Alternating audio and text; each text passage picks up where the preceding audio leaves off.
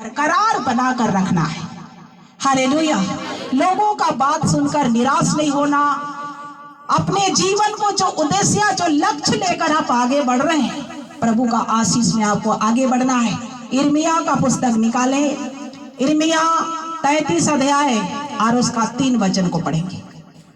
Hallelujah, praise the Lord. मुझसे प्रार्थना कर, मुझसे प्रार्थना कर और मैं तेरी सुनकर तुझे बड़ी बड़ी और कठिन बातें बताऊंगा जिन्हें तू अभी नहीं समझता। हालेलुया। आप में से हर एक को बाइबल कहती है मुझसे प्रार्थना कर, मुझसे प्रार्थना कर, मुझसे प्रार्थना कर। हम सबको प्रार्थना करना है और जब आप प्रार्थना करेंगे तब परमेश्वर जो बात आपको समझ में नहीं आता, जो बात आपको कठिन लगता है, जो बात आपको असंभव लगता है, उसको प्रभु कहता है मैं तुझे बता दूंगा। हालेलुया। पहले मुझसे प्रार्थना कर। यीशु मसीह भी प्रार्थना किया, स्वयं परमेश्वर का पुत्र था, फिर भी वो क्यों प्रार्थना कर रहा था? 40 दिन उपवास रखकर प्रार्थना करता था, जंगल में जाकर प्रार्थना करता था, पहाड़ में जाकर प्रार्थना करता था। वो तो स्वयं प्रभु का बेटा था ना, उसको प्रार्थना नहीं करता फिर भी चमत्कार होता, लेकिन प्रार्थना क्यों करता था? हालेलुया। तो परमेश्वर प्रभु यीशु मसीह हमें दिखा कर गया है कि हमें क्या करना है, प्रार्थना करना है।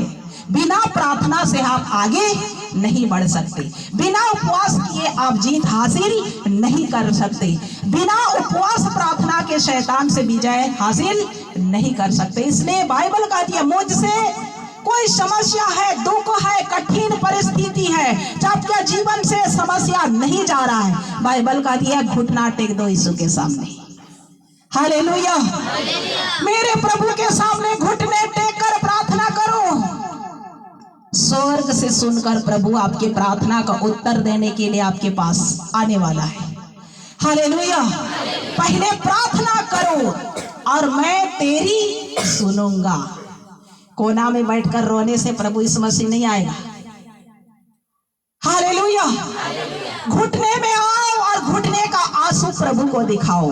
आपका आंसू को प्रभु कुप्पी में रखता है। भजन संहिता में लिखा है तुम्हारा आंसू व्यर्थ नहीं जाता, तुम्हारे आंसू को मैं अपने कुप्पी में रखता हूं। हालेलुया। कोना में नहीं रोना, घर के अंदर द्वार बंद करके नहीं रोना। किसके पास रोना?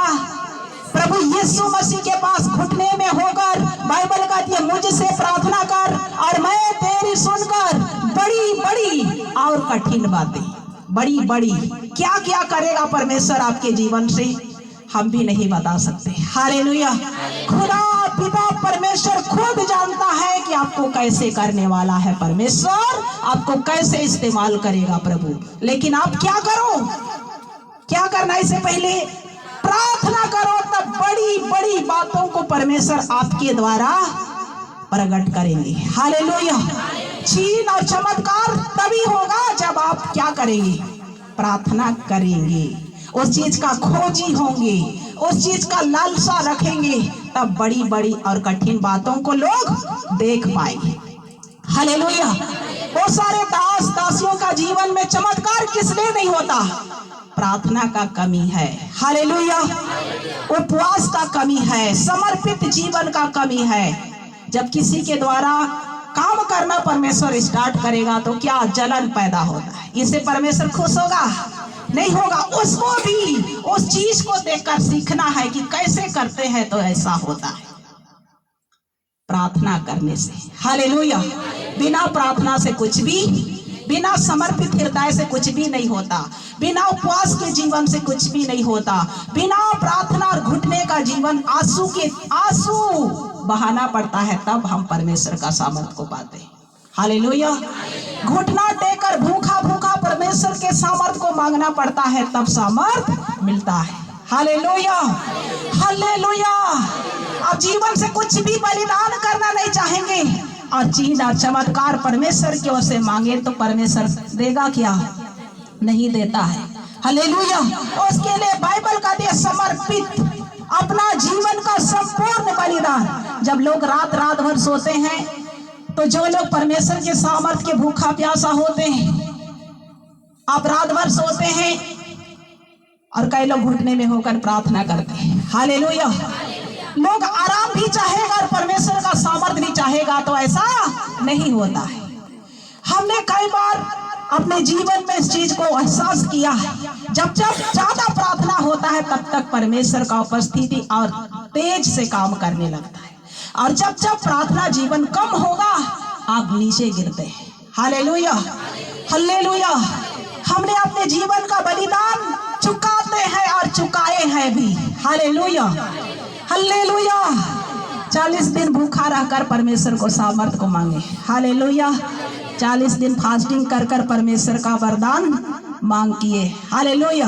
कभी कभी घुटने में आप सोते हैं, हम घुटने में बैठकर प्रार्थना करते हैं। किसके लिए? कलीसिया के लिए। हालेलुया।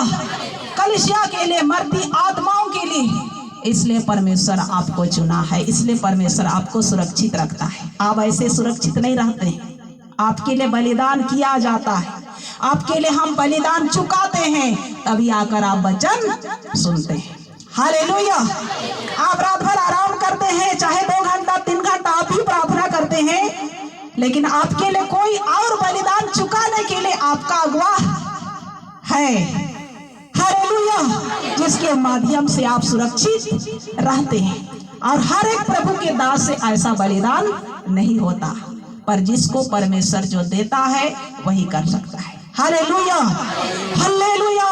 इसलिए एक एक नाम परमेश्वर भी जानता है, और परमेश्वर के जो अगुवे होते आपका नाम लेकर प्रार्थना करते हैं, तब आप सुरक्षित होते हैं। आमीन, हालेलुया। इसलिए आपको क्या करना है? मुझसे, किससे? परमेश्वर से प्रार्थना कर, तब बड़ी बड़ी और कठिन बातों को परमेश्वर आपको क्या करेगा? बताएगा। और जो करेगा परमेश्वर, उसको केवल परमेश्वर ही जानता है कि आपको क्या करने वाला है परमेश्वर, आपको कैसे आशीष देने वाला परमेश्वर है। हालेलुया। लूका रचित सुसमाचार 21 अध्याय उसका 36 वचन को पढ़ेंगे। लूका रचित सुसमाचार 21 अध्याय उसका 36 वचन। इसलिए जागते रहो, इसलिए जागते रहो और हर समय प्रार्थना करते रहो, और हर समय प्रार्थना करते रहो कि तुम इन सब आने वाली घटनाओं से बचने और मनुष्य के पुत्र के सामने, हाँ, सामने और मनुष्यों के पुत्र के सामने खड़े होने के योग्य बनो। हालेलुया। इसलिए क्या करना है? आपको जागते रहना है और आत्मा में भरकर प्रार्थना करते रहना है कि सब आने वाली घटनाओं से आप क्या कर सको? बच सको। हालेलुया। आने वाला क्या क्या घटना है? अगल से भी, बगल से भी, चारों तरफ से, और आने वाला घटना, एक मेन घटना ऊपर से भी आने वाला है। हालेलुया। इसलिए क्या करना है? आपको जागते रहो और प्रार्थना करते रहो कि आने वाले सभी घटनाओं से बच सको और मनुष्य के पुत्र के सामने खड़े रहने के योग्य बन सको। मनुष्य का पुत्र कौन? प्रभु यीशु मसीह के न्याय आसन में आप खड़े होने के योग्य बनो। हालेलुया। दोनों हाथों को उठाकर बोलो हालेलुया। जोर से हिलाकर बोलो हालेलुया। यीशु मसीह की, यीशु मसीह की। लूका 22 का 44 अध्याय को पढ़ी। लूका 22 उसका 44 अध्याय। वह अत्यंत संकट में, हाँ, यीशु मसीह जब मारे जाने का समय, पकड़वाने का समय था, उस समय अत्यंत व्याकुल में, व्याकुल होकर और भी हार्दिक वेदना से, और भी व्याकुल होकर हार्दिक वेदना से प्रार्थना करने लगा, प्रार्थना करने लगा। और उसका पसीना मानो लहू की बड़ी बड़ी, उसका पसीना मानो लहू की बड़ी बड़ी बूंदों के समान भूमि पर गिर रहा था, भूमि पर गिर रहा था। हालेलुया। जब यीशु मसीह का पकड़वाए जाने का समय निकट आया, तो प्रभु जान रहा था कि मुझे पकड़वाने वाले हैं और मुझे मार डाला जाएगा और क्रूस पर ठोका जाएगा। हालेलुया। प्रभु को पता था, इसलिए और भी हृदय के वेदना से प्रार्थना करने लगा। क्या प्रार्थना करने लगा? हे पिता, या मेरी इच्छा नहीं लेकिन तेरी इच्छा पूरी हो जाए। हालेलुया। और भी घुटने में होकर, हृदय की वेदना से भरकर, मानो बड़ी बड़ी लहू के बूंदों के जैसे उसका पसीना भूमि पर नीचे गिर रहा था। हालेलुया। कितने लोग प्रार्थना करते हैं, एकदम खूब जोर से प्रार्थना करते हैं, और जब आप लथपथ हो जाते हैं, पसीना से आप भीग जाते हैं, कितने लोग का कपड़ा भीग जाता है, तब भी आप प्रार्थना करते रहते हैं। Hallelujah, hallelujah. कि गर्मी लग रहा है कि छटपटा के बाहर चले जाते हैं क्या? ऐसा नहीं करना, अधूरा हो जाएगा। हालेलुया। बड़ी बड़ी लहू के बूंद जैसे प्रभु यीशु मसीह से बह रहा था, तो भी वो क्या कर रहा था? वो प्रभु का पुत्र था, लेकिन उसको क्यों प्रार्थना कर रहा था? परमेश्वर का इच्छा को पूरा करने के लिए। Hallelujah, hallelujah. आपको भी इसी प्रकार का प्रार्थना करना है। गर्मी ठंड में भी कभी कभी इतना जोर से प्रार्थना करेंगे तो कभी कभी इतना गर्मी आएगा कि आपका कपड़ा भीग जाएगा। हालेलुया। ऐसी प्रार्थना करोगे तब क्या मिलता है? क्या शाबाश पाना है? पसीना भीजते तक। Hallelujah, hallelujah. ऐसी प्रार्थना करना है, तब परमेश्वर आपके जीवन से काम करना स्टार्ट करेगा। Hallelujah, hallelujah. पहला कुरिन्थी 15 अध्याय 57 और 58 वचन को पढ़िए। पहला कुरिन्थी 15 अध्याय 57 और 58।